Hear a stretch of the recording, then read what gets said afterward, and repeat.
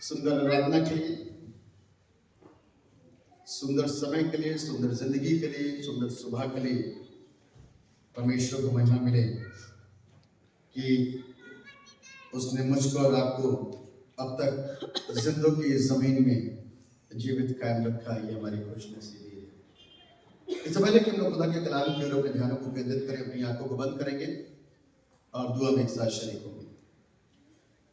सारी आसमान और जमीन के खालिक और मालिक हमारे जिंदा बाबा आसमानी, हम निहायत ही शुक्रगुजार हैं करता आज के सुबह के वक्त के लिए कि फिर से प्रभु हम आपके हुजूर हैं, आपके पास हैं, आपके निकट हैं, क्योंकि जो चीज हमको हमारी दृष्टि में आपके निकट लेकर आती है वो आपका पवित्र भवन है, आपका कलाम है, आराधना है, और वो सारी चीजों के बहुत निकट और बहुत पास है। और ये भी आशा रखते हैं कि प्रभु इनके माध्यम से प्रभु आप भी आज हमसे मिलें और हम अपने उस परमेश्वर के साथ सदा की शिरकत करने के लिए जो तैयारी का और जो आमद का वक्त हमको दिया गया कि प्रभु आने वाला है, अपने आप को कलाम की उस सुंदरता के द्वारा अपने आप को सुंदर बनाए ताकि परमेश्वर की बड़ी बरकतें, उसके कलाम की सुंदर अच्छी बातें और उसमें से ली गई अच्छी आदतें हमारे जीवन का एक हिस्सा बन जाए और हम आनंदित जीवन को जीते हुए दूसरों के लिए एक नमूना बन सकें। आप दया करेंगे, हम बरकत पाएंगे। जितने लोग यहाँ पर उपस्थित हैं सबको बड़ी बरकत दीजिए और अपनी महिमा के लिए बहुतायत के साथ में सबको इस्तेमाल करें। दुआ में उद्धार करने वाले एकमात्र जीवित और समर्थी प्रभु यीशु नासरी के नाम होकर के मांग लेते जैसे सुनिए और कबूल कीजिए, आमीन। जमात मेहरबानी से अपने स्थान पर बैठ जाए।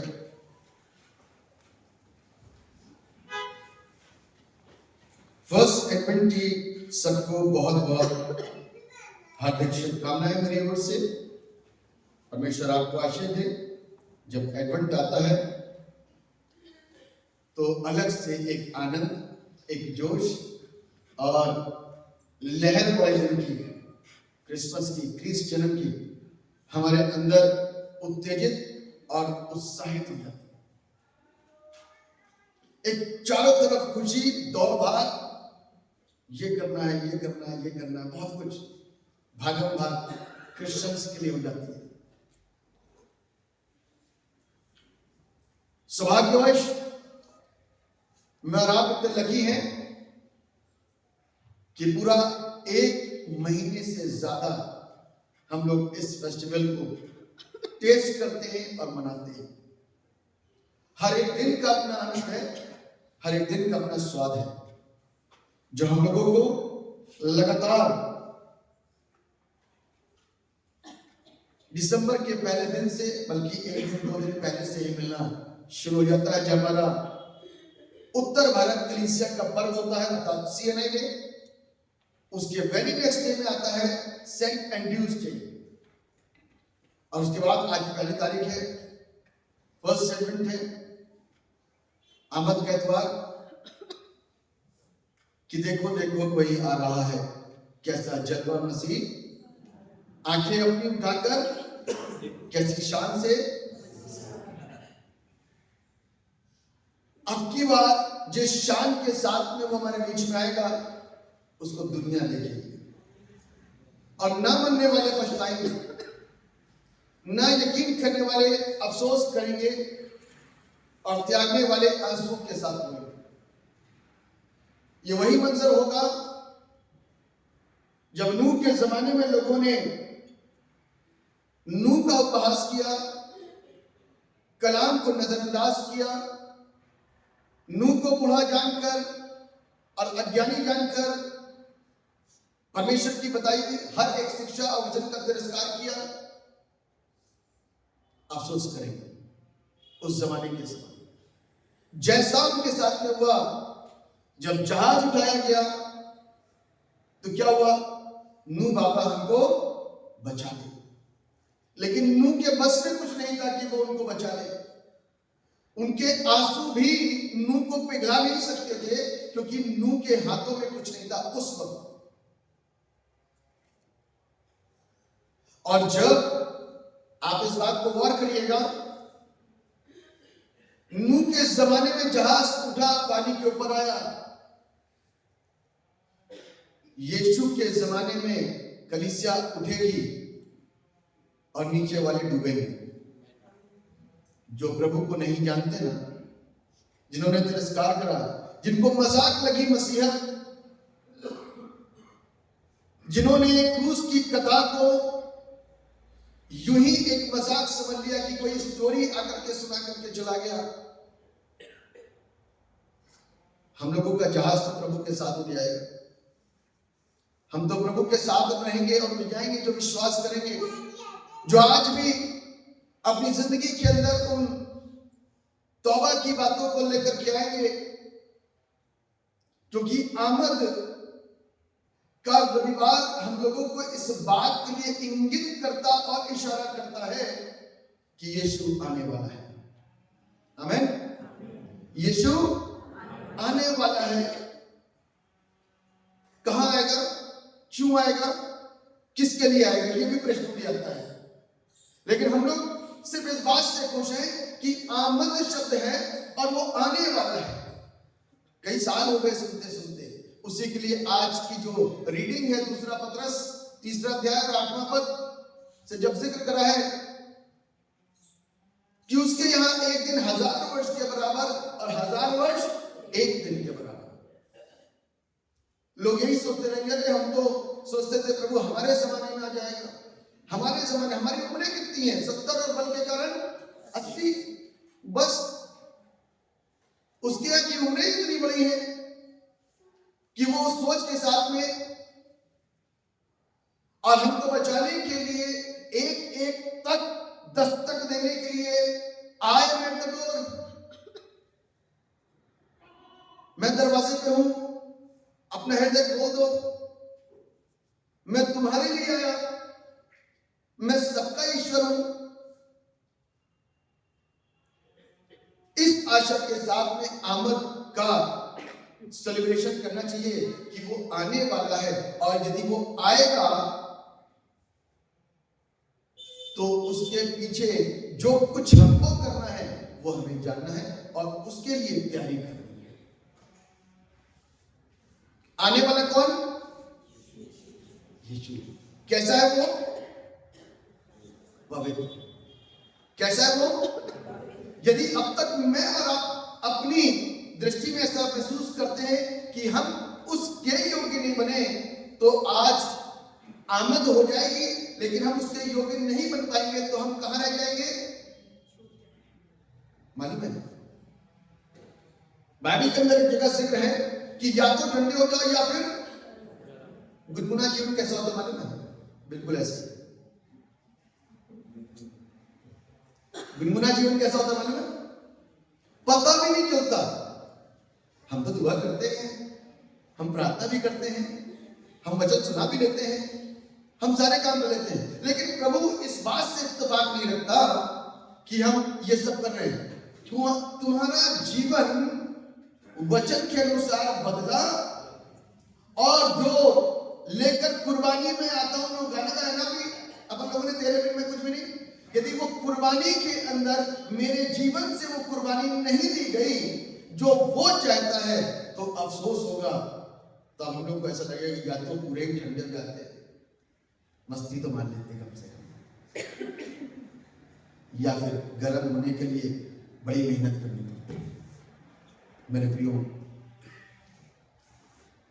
आमद हमको क्रिसमस से कनेक्ट जरूर कर रहा है, लेकिन आमद मुझको इस बात के लिए एक अंदर मेरे डर पैदा जरूर कर रहा है कि मैं अभी तैयार नहीं हूं।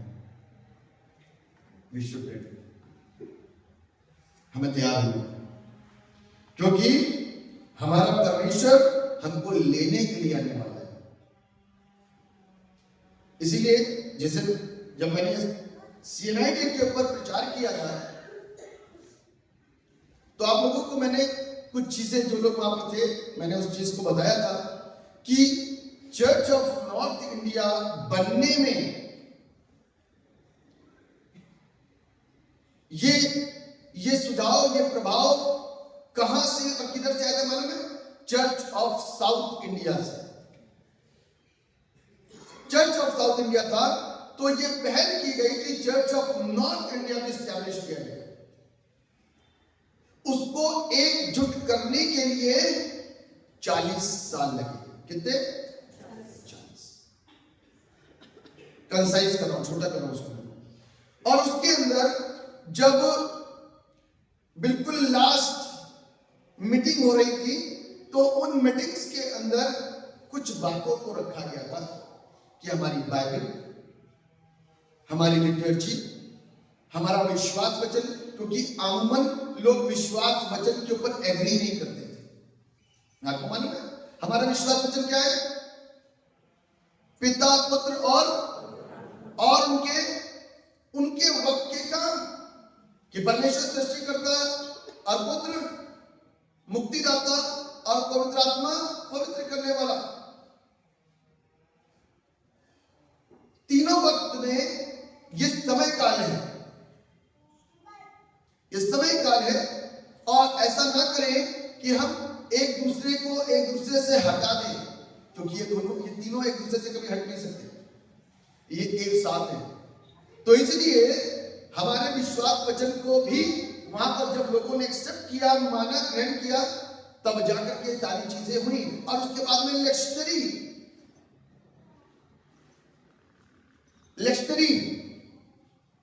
रूल्स एंड रेगुलेशन, कॉन्स्टिट्यूशन और हमारा एडमिनिस्ट्रेटिव स्ट्रक्चर, उसके अंदर क्या क्या चीजें आती हैं? पास्टरेट,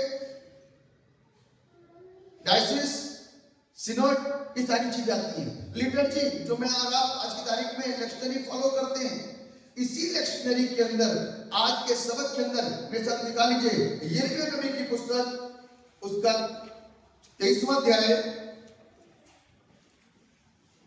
और उसके पहले 6 पद।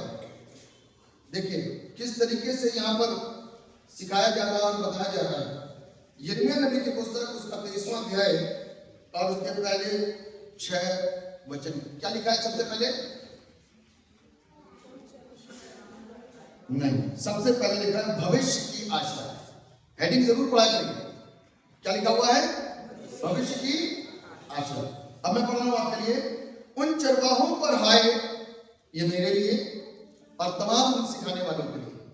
इसलिए हम अपने आप कभी भी आपसे लग नहीं करते, हमेशा आप ही को बोलते रहेंगे, तो अपने आप को कब सिखाएंगे, है ना? इसलिए लिखा है उन चरवाहों पर हाय जो मेरी चराई की भेड़ बकरियों को तितर बितर करते और उनका नाश करते हैं। यानी कि जो शब्दावली का यहाँ पर इस्तेमाल किया जा रहा है यिर्मयाह नबी के द्वारा, क्योंकि यिर्मयाह एक इंसान है और इस इंसान के पास में आसमानी बुद्धि और आसमानी ज्ञान कौन देता? परमेश्वर। ठीक लिखा हुआ है, हाय उन चरवाहों पर हाय जो मेरी चराई की भेड़ बकरियों को तितर बितर करते और उनका नाश करते हैं। यहोवा ये कहता है, इसलिए इज़राइल का परमेश्वर यहोवा अपनी प्रजा के चरवाहों से यूं कहता है, तुमने मेरी भेड़ बकरियों की सुधि नहीं ली, वरन उनको तितर बितर किया और जबरन निकाल दिया। इस कारण यहोवा की यह वाणी है कि मैं तुम्हारे बुरे कामों का दंड। यहां तो भविष्य की बात की जा रही है, उसके आने की बात की जा रही है। हम क्रिसमस में जुड़ने वाले हैं, लहर भलन उनकी हमारे अंदर है, लेकिन ये दर्दनाक बातें आज के दिन के साथ में, आज की बाइबल रीडिंग्स के साथ में लेक्चरी में क्यों अटैच कर दी गई, क्यों जोड़ दी गई, क्यों इन सारी चीजों को यहां पर लिख दिया गया कि मैं तुम्हारे बुरे कामों का दंड दूंगा? क्योंकि ये ड्यूटीज है हर एक पासवान की, हर एक सेवक की, हर एक सिखाने वाले की, कि वो इस बात को, इन शिक्षाओं को भली प्रकार से सीखे और समझे। लोगों को तोड़ने का काम नहीं, लोगों को जोड़ने का काम। हम यहां पर तोड़ने के लिए नहीं आए, हम लोगों को यहां जोड़ने के लिए आए हैं। हम पीछे कानाफूसी ना करें कि हम किसी को कुछ सिखाएं, किसी को कुछ बोले, किसी को कुछ बोले। ये हमारे काम नहीं, हमारे काम है ये है कि हम परमेश्वर के कलाम को लोगों के बीच में लेके आए, क्योंकि यहाँ पर जो संदेश है वो मुझको और आपको बचाने के लिए है, और मुझको और आपको इस बात का आदेश देता है, इस बात के लिए शिक्षित करता है कि मैं और आप यदि गुनाह भरी जिंदगी के अंदर अपने जीवन को जी रहे हैं, यदि पाप कर रहे हैं, यदि पाप सिखा रहे हैं, यदि चर्च तोड़ रहे हैं, तो हम पाप कर रहे हैं। और हम ये ना सोचें कि कुछ नहीं होता। मैं आपको इस बात को बताना चाहता हूं कि सब कुछ होता है और सब कुछ होगा। हर एक बात का, हर एक काम का न्याय जरूर लिया जाएगा, चाहे वो मेरा हो, चाहे किसी और का हो, चाहे मुझसे लेकर के मेरी चेन में जितने लोग हैं, जितने भी ऊपर तक, सबसे न्याय लिया जाएगा। चाहे आपसे जुड़े हुए कलीसिया कितनी भी हो, कहीं कितनी दूर की क्यों ना हो, आपसे भी न्याय लिया जाएगा। क्यों? क्योंकि अब जरूरत है, अब वक्त है कि मैं और आप चैतन्य होकर के अपने आप को भरपूरी के साथ में क्या करें, तैयार करें।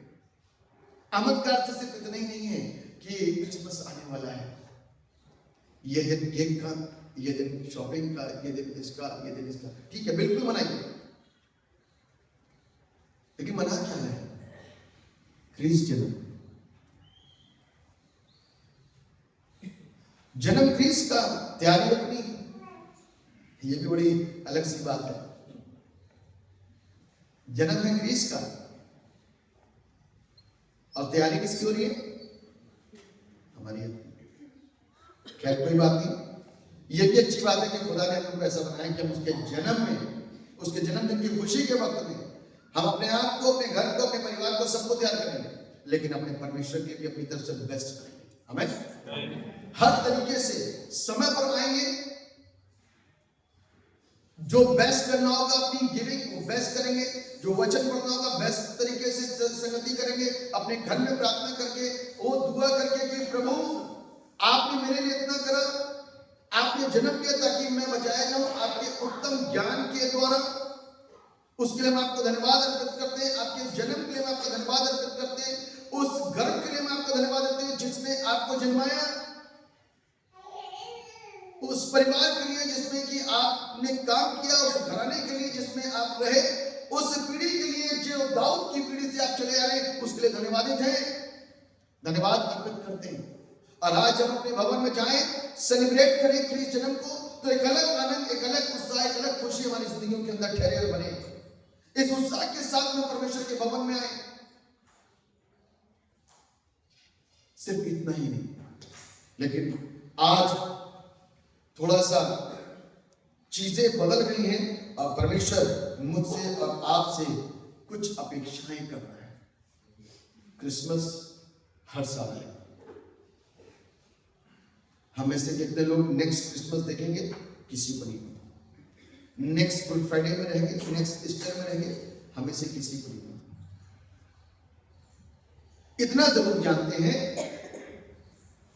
कि कोई ना कोई तो देखेगा, और उनके लिए ये वर्ष चलते चले जाएंगे, चलते चले जाएंगे, चलते चले जाएंगे, तब तक जब तक यीशु बादलों पर आएगा और अपनी दुल्हन को ना ले जाए, तब तक ये चलते रहेंगे। और ये पर्दा मेरी और आपकी आंखों के सामने से तब तक नहीं हटेगा जब तक मुझ पर आपको सच्चाई ना दिख जाए। एक बात बताए, जो धनवान व्यक्ति था, जिसके टुकड़ों पर निर्धन लाजर पला करता था, उस धनवान व्यक्ति की आंखों का पर्दा कब हटा? जब वो मर गया। उसको अपनी हकीकत पता चली, मैं इतना धनवान, इतना पैसे वाला, हमारे कर्मचारी इतने, काम करने वाले इतने, नौकर चाकर इतने, मुझे कुछ नहीं करना पड़ता था, सब कुछ।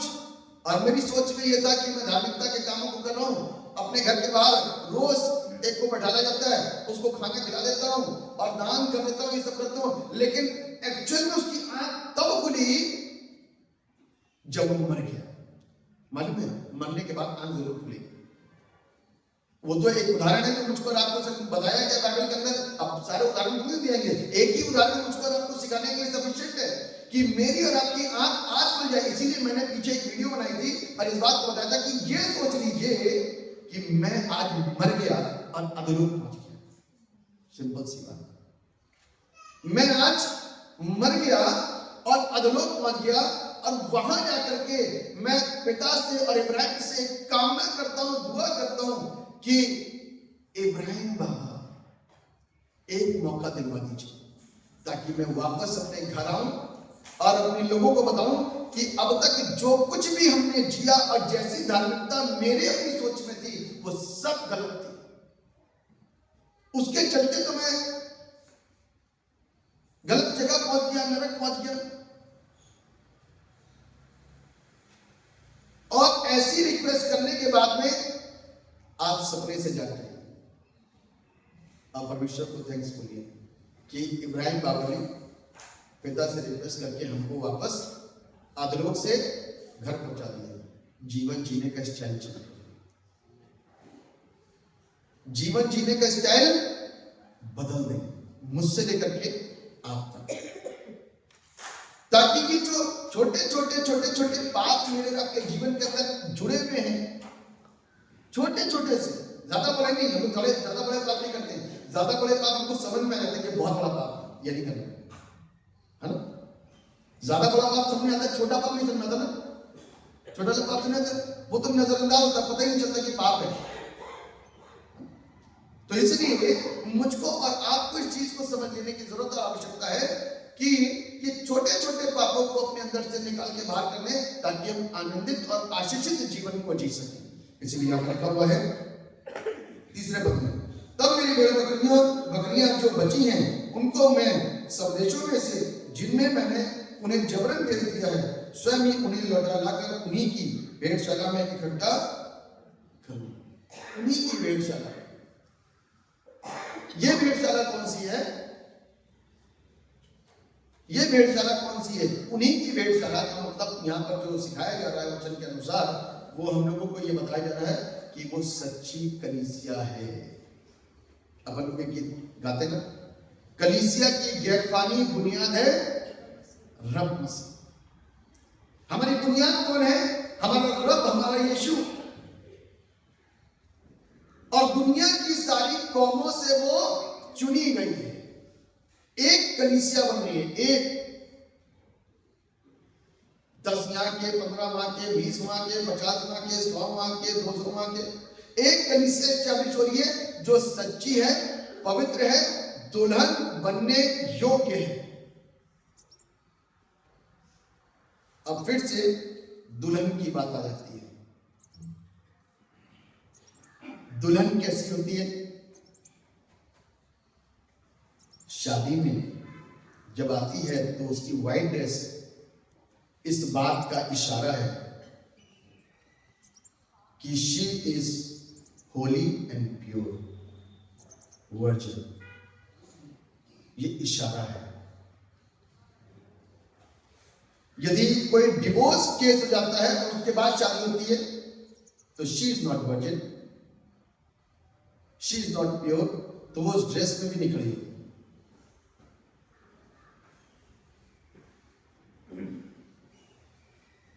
जब जो रिश्ता हो रहा है और लड़के को पता चल जाए, लड़के वालों को पता चल जाए या लड़की वालों को पता चल जाए कि लड़का सही नहीं है, प्योर नहीं है, और लड़की सही नहीं है, प्योर नहीं, तो फिर सोचे क्या होगा?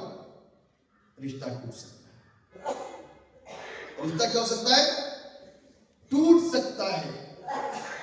ठीक उसी प्रकार से यीशु को पता है कि यदि उसकी दुल्हन प्योर नहीं है तो रिश्ता टूट सकता है। और जबकि उसको मालूम है कि हम प्योर नहीं है, उसके बावजूद भी धीरज धरे हुए और प्योर करने का और प्योर होने के लिए मेरा आपका वेट कर रहा है। अपने लहू से उसने मुझको आपको प्योर किया। हमें अपने पवित्र लहू को बहा करके प्योर करा, जबकि उसको मालूम है कि हम प्योर नहीं है, हम पाप में डूबे हुए हैं और पाप में जीवन जी रहे हैं, हम प्योर नहीं है। उसकी दुल्हन वर्जिन नहीं है, फिर भी उसने पवित्र लहू को बहा करके मुझको और आपको बेदाग करने की कोशिश करी, बगैर झुर्री की बनाने की कोशिश करी, खूबसूरत करने की कोशिश करी, अपने वचन की सुंदरता के द्वारा मुझको सुंदर बनाने की कोशिश करी, और धन्य है वे जो वचन के द्वारा सुंदर होते चले जा रहे हैं। आमीन। और ये ना सोचे कि सिर्फ बुरे ही लोग हैं, बहुत अच्छे लोग हैं जो वचन के द्वारा क्या हो रहे हैं, सुंदर, खूबसूरत, शाइन करते हैं, रौनक है, चमकते हैं, तेज है, नूर है उनके जीवन के अंदर, और लोग उनकी जिंदगी के द्वारा प्रभावित होते हैं। ये इसलिए नहीं कि मेरे अंदर योग्यता थी, ये इसलिए कि मेरा परमेश्वर ने जो पवित्र लहू पाया, उसके टपके हुए लहू की सामर्थ के द्वारा, और उसको मैंने ग्रहण करा, क्रूस की कथा को मैंने व्यर्थ न जाना, क्रूस की कथा को मैंने एक्सेप्ट किया, स्वीकार किया, इसके चलते मेरे ऊपर रहम हुआ, मुझ पर दया हुई, मुझ पर अनुग्रह हुआ, और मुझको ये रियलाइज कराया गया कि अपने पाप को मान और उस उद्धार के कार्य में आ जा। पाप को मानना बहुत जरूरी है ना, और वो जो उद्धार का प्रबंध मेरे और आपके लिए उसने किया है, उसमें प्रवेश कर जा। ये ना तो बल से, ना शक्ति से, पर परमेश्वर की सामर्थ्य के द्वारा ही है। मेरी अपनी योग्यता के द्वारा नहीं, मेरी अपनी शक्ति के द्वारा नहीं, मेरी अपनी बुद्धि के द्वारा नहीं, मेरी अपनी एजुकेशन के द्वारा नहीं, मेरे अपने धनवान होने के द्वारा नहीं, मेरी अपनी योग्यता के द्वारा नहीं, मेरे अपने अच्छे दिलदौल के द्वारा नहीं, मेरे अपने सोर्स के द्वारा नहीं, बस परमेश्वर के अनुग्रह के द्वारा मेरे पाप को ढांप दिया उसने। He will never discuss, कभी दोबारा बात नहीं करेगा। ये उसका प्यार है, ये उसका प्यार है कि वो दोबारा कभी भी मुझसे और आपसे कभी नहीं पूछेगा ये पाप तूने क्यों किया, कभी नहीं करेगा। यही तो उसका प्यार है। जब दुल्हन बना दिया ना, तो वापस से बताइए, मैं इस बात को सोचता हूं कि परमेश्वर का योजना कितनी, दुल्हन भी वही बना रहा है। आप सोचो जरा, खुद ही दाता है, खुद ही दान है, देता भी वही है, लेता भी वही है, फिर वही देता है। दुल्हन बना भी वही रहा है, दुल्हन की तैयारी का समय भी वही दे रहा है, दुल्हन के लिए वेट भी वही कर रहा है, दुल्हन को दोबारा पाप में नहीं जाने देने के लिए भी वो पापों को कभी दोबारा डिस्कस नहीं करता। ऐसा मोहब्बत करने वाला कहां और कब मिलेगा? संसार में तो कहीं नहीं, स्वर्ग से उतर आए ताकि मैं और आप जीवन पाए। आमीन। मैं और आप जीवन पाए, और यही है, यही उसकी कोशिश है। अब यहां पर लिखा हुआ 14 पद में, मैं उनके लिए ऐसे चरवाहे नियुक्त करूंगा जो उन्हें चराएंगे, और तब वे ना तो फिर डरेगी, ना विस्मित होगी, और ना उनमें से कोई खो जाएगी। यहोवा की ये वाणी है। कोई नहीं डरेगा, खोएगा भी नहीं, विस्मित भी नहीं होगा कि हमने इस बात से लेकर के डरा दिया कि अब तुम पापी हो, तुम्हारा वापस लौटना, कुछ भी लौट ही नहीं सकते। डॉक्टर बोलते हैं अब तो भैया दिन गिन लो, परिवार को बुला लो, अब कुछ हो नहीं सकता, खत्म हो गया मामला। क्यों बोला उन्होंने? क्योंकि उनका विज्ञान वहां पे खत्म हो गया, वहां पे उन्होंने फुल स्टॉप लगा दिया, अब इसके आगे ज्ञान नहीं है, विज्ञान में ज्ञान खत्म। लेकिन वहां परमेश्वर के पास जाने से एक नया ज्ञान उत्पन्न होता है। विश्वास कर तो तू और तेरा घराना उद्धार पाएगा। आमीन। जो कोई विश्वास करेगा वो जीवन पाएगा, वो चंगाई पाएगा। अब अद्भुत रीति से ना जीने वाली स्थिति से जीने वाली स्थिति में लेकर के आएगा। आमीन। और हजारों हजार साल, सालों साल जिला देता है। हजारों हजार मैंने क्यों बोला मालूम? क्योंकि जब हम एक नई जिंदगी में आएंगे ना, तो रियलाइज होगा कहीं ना कहीं, बगैर यीशु की आत्मा के हमको कोई ये तो बता नहीं पाएगा क्या कहते हैं कि तुम जिए कैसे हो। कोई बताएगा दुआ करी गई थी आदमी, ऐसा कोई आश्चर्य नहीं होगा जिसमें दुआ ना हुई हो। दुआ हुई थी, किसने करी? उन्होंने करी। यीशु के नाम में इतनी शक्ति, इतनी ताकत। अब दुआ से जीवन बचेगा, तब हम यीशु के पास आएंगे और हजारों हजार की जिंदगी में प्रवेश करेंगे जिसका कोई अंत नहीं है। आमीन। तो इसलिए यहां पर लिखा हुआ है कि ऐसे लोगों को वो भेजेगा जो डराएंगे नहीं, जो इस बात के लिए बोलेंगे कि आपके कैसे भी गुनाह हो, मेरे कैसे भी पाप हो। यदि आज मैं और आप सच्चाई के साथ में और सच्चे हृदय के साथ में अपने परमेश्वर के पास आते हैं और तौबा करते हैं और कहते हैं कि प्रभु अब ये गुनाह नहीं होगा, तो 100% माफी, सदा काल की जिंदगी के लिए टिकट कट जाएगा। ये परमेश्वर का रहम मेरे और आपके ऊपर। कोई मुझे एक सबसे अच्छी बड़ी बात यही है कि कुछ समय तक लोग शाऊल को, जबकि वो पौल बन गया था, अपनी दृष्टि से देखते रहे, लेकिन एक दिन आंखें खुल गई, एक दिन आंखें खुल गई। तो इसलिए आज मैं और आप अपने साथी भाइयों बहनों के लिए निरंतर प्रार्थना करते रहें ताकि परमेश्वर हमारे अंदर अपने बड़े कामों को करे और अपनी बड़ी योजनाओं को सिद्ध करे, ताकि आनंद भरा जीवन हमारा हो जाए और हम एक सुंदर जीवन को समझें, जाने और उसको जिए। मैं सब निकाल लीजिए लूका रचित सुसमाचार उसका 12वां अध्याय और उसके 32 पद से लेकर के 40 पद। लूका रचित सुसमाचार उसका 12वां अध्याय और उसके 32 पद से लेकर के 40 पद लिखा हुआ है, हे छोटे झुंड मत डर, क्योंकि तुम्हारे पिता को यह भया है कि तुम्हें राज्य दे। अपनी संपत्ति बेचकर दान कर दो और अपने लिए ऐसे कटोरे बनाओ जो पुराने नहीं होते, अर्थात स्वर्ग पर ऐसा धन इकट्ठा करो जो घटता नहीं और जिसके निकट चोर नहीं जाता और कीड़ा नहीं बिगाड़ता, क्योंकि जहां तुम्हारा धन है वहां तुम्हारा मन भी।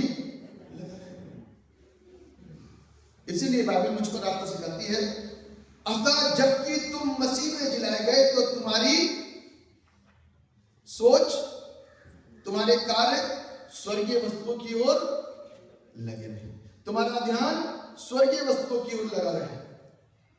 जिस चीज की यहां पे बातचीत की जा रही है वो ये है, जिस धन के विषय में ये बताया जा रहा है कि धन क्या होता है। धन एक जीवन जीने का एक साधन है। आपने पैसा कमाया, धन उसी को बोलते हैं। आपके पास में रुपया पैसा आपने कमाया, आपके पास है, जो चाहेंगे वो खरीद सकते हैं, जो चाहेंगे वो खरीद सकते हैं। बिस्तर चाहेंगे खरीद सकते हैं, लेकिन नींद नहीं खरीद सकते। जो परमेश्वर के पास है वो चीज हम परमेश्वर से ही मांगेंगे तभी मिलेगी। खाना खरीद सकते हैं, भूख नहीं खरीद सकते, है ना। पुस्तकें खरीद सकते हैं लेकिन बुद्धि नहीं खरीद सकते। क्रॉस खरीद सकते हैं लेकिन स्वर्ग नहीं खरीद सकते। तो इसलिए बाइबल में बताते हैं कि जब हम ऐसी शिक्षाओं को अपने अंदर रखे चलेंगे ना, तो हम अपने जीवन को अच्छी तरीके से जीना शुरू करेंगे, अच्छे अंदाज में जीना शुरू करेंगे और बुरे कामों को छोड़ करके अच्छे कामों को करेंगे। जो हम अच्छे काम करेंगे वही हमारा धन होगा जो स्वर्ग में जमा होगा।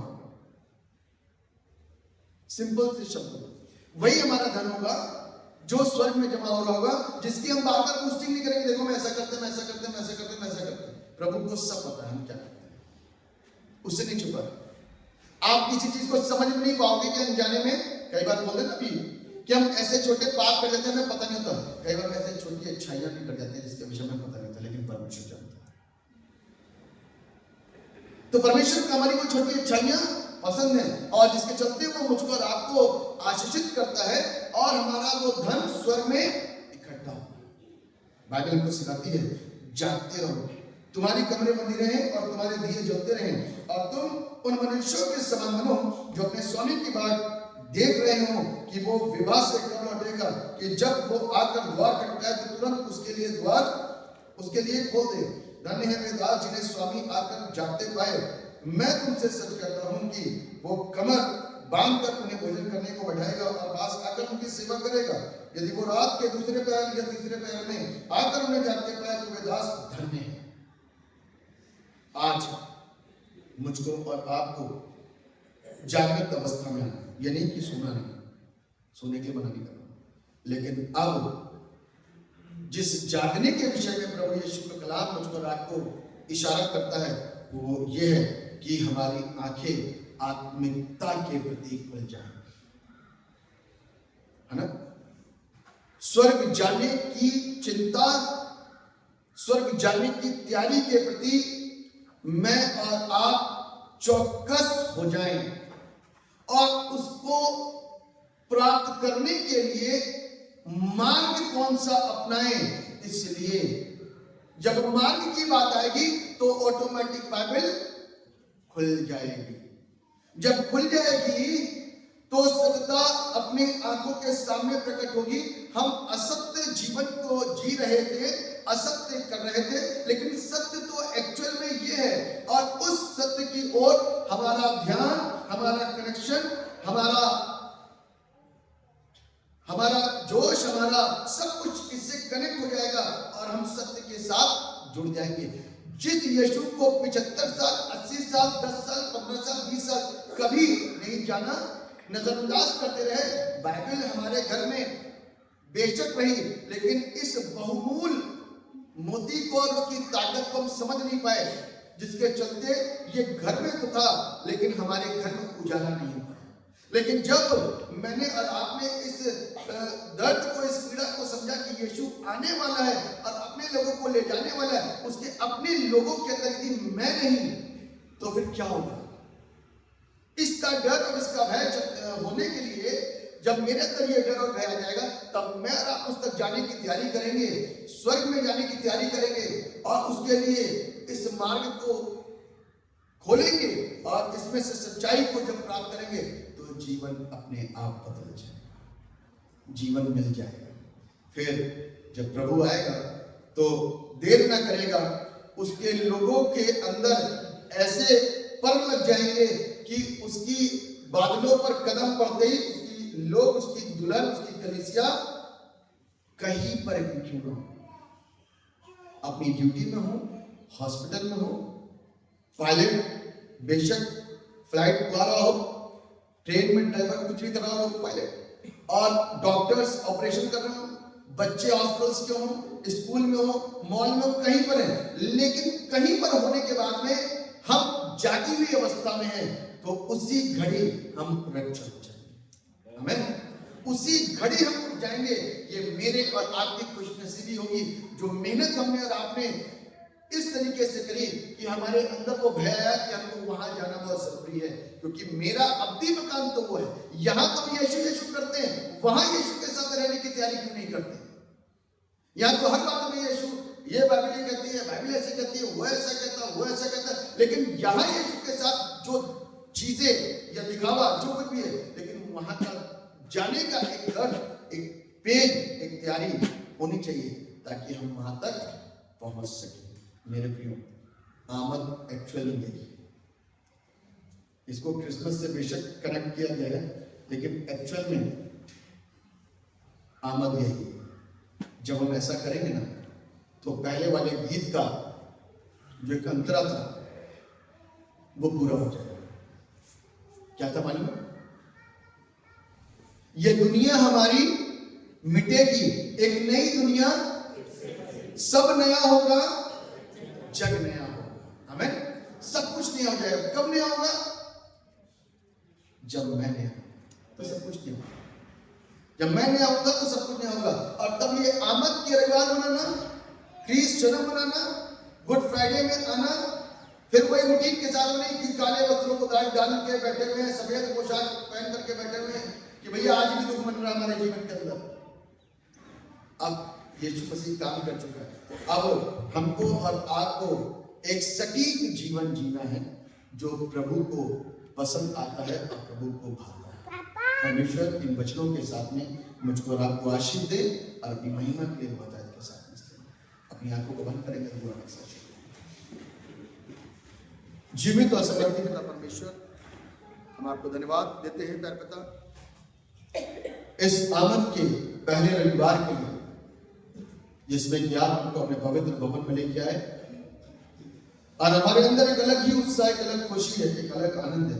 इसके प्रभु में आपका धन्यवाद अर्पित करते हैं और ये दुआ करते हैं ये वचन हमारे जीवन के अंदर बल और सामर्थ्य के साथ निकाल अपने प्रभाव पर भी छाप को छोड़े, ताकि हम इस वचन के द्वारा अपने आप को बचाएं और अपनी जिंदगी को खूबसूरत बनाएं, ताकि हम आनंदित और आशीषित हो सकें।